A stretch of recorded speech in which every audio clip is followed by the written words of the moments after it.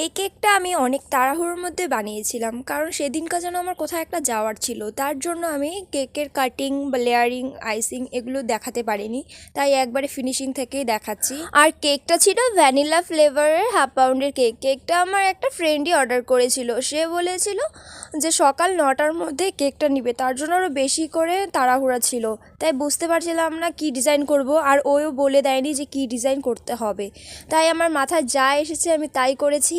প্রথমে M1 nozzle দিয়ে কয়েকটা ফুল বানিয়েছি, তারপরে 6B নজেল দিয়ে কয়েকটা স্টার স্টার বানিয়ে দিয়েছি, আর নিচে একটা ছোট স্টার নজেল দিয়ে বর্ডার করে দিয়েছিলাম। আর তার উপরে কয়েকটা সুগার বল দিয়ে আর একটা হ্যাপি বার্থডে টপার বসিয়ে আর যেই নামটা লিখতে বলেছিল সেটা লিখে কেকটাকে আমি কমপ্লিট করে দিয়েছি।